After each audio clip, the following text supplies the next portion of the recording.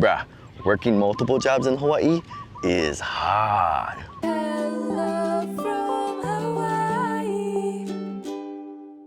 So in the past, I've made videos about employment and income here in Hawaii, and perhaps there's a misconception about what it takes to actually afford to live here. I'm fortunate that I only have to work one job, but I will say that for many people, about 25%, probably more if you don't account for all the retirees, have to work multiple jobs in Hawaii because things are just that expensive. And so I want to talk about the times where I've had to work multiple jobs here, because it wasn't always like it currently is for me and for our family. Because as wonderful as it is to work just one job here, it hasn't been that long since I had to work multiple jobs. And I don't forget how it felt. My life, just the money or lack thereof, just the lifestyle. So let's rewind the clock back. Not too far back, but far back enough. I was here in Hawaii. I didn't know what I was doing, but I knew I just needed some money. And so I just applied to whatever jobs I could get. And two jobs stuck out in particular. The first was sort of a passion job I really wanted to do. I wanted to work at a golf course because I love golf, and I thought, I could get free golf and free driving range.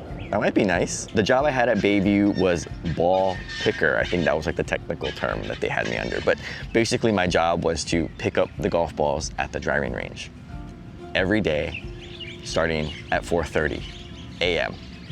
every day, no holidays. The second job was as a summer fun counselor for the city and county of Honolulu. Didn't really know much about the summer fun program, but I figure it's a pretty good job. The pay was good, and I could be out by mid-afternoon. And so my schedule was set. I would have mornings from 4:30 a.m. to maybe roughly about 6:30 or so each day to go and pick up balls at the driving range. And then I would go to my summer fun job Monday through Friday. And I can tell you that it was pretty tough. There were mornings where I didn't want to wake up to start work at 4:30 because that meant I had to wake up at 4 o'clock in order to get to work on time, which meant that I would have to go to sleep early and I couldn't go out and do anything.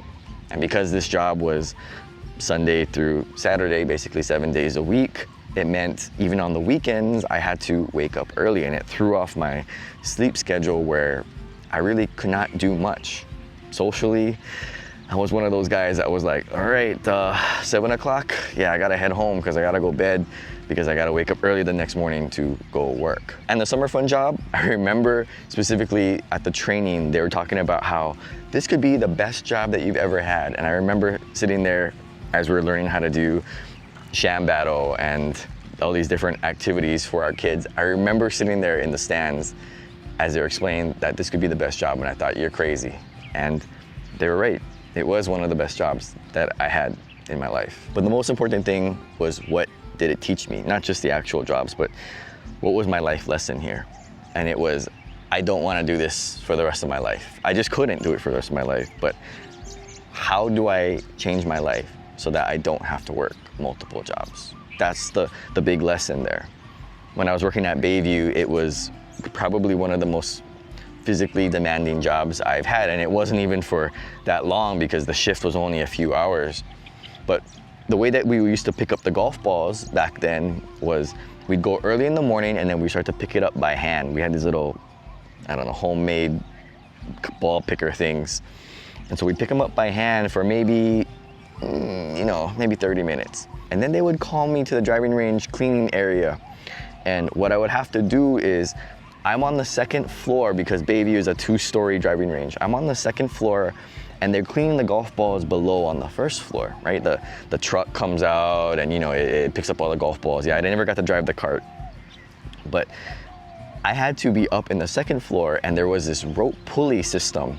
And so they would clean the golf balls in the bottom, and then they would put the golf balls in one of those big paint buckets, and then I'd have to pull up with the rope the golf balls onto the second floor, dump them out into the big trash can, and then I would lower the bucket.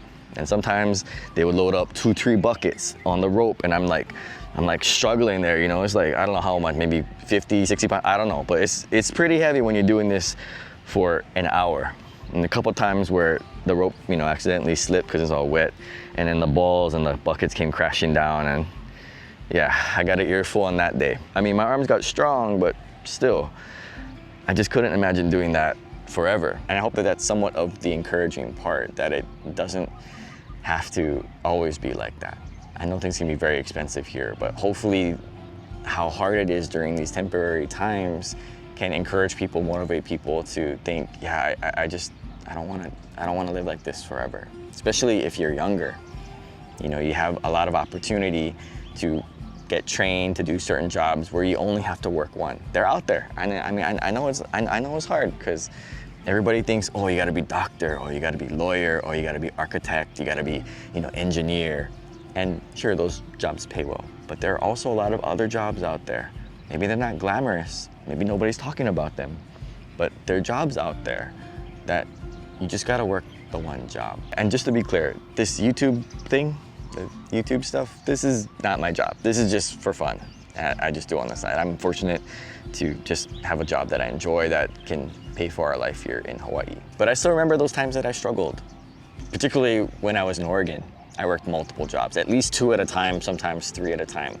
I was working retail, I was working at a zoo, I was on food stamps. It was hard.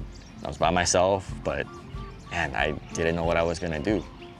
And I used that time to think, to figure out what it is that I want to do, the direction of my life. And then from that moment, it changed. Went back to school, got a good job, and somehow ended up here. And found a good job and kind of worked my way up. But I still remember those times, working multiple jobs, how hard it was, my schedule, the stress, was I gonna make it?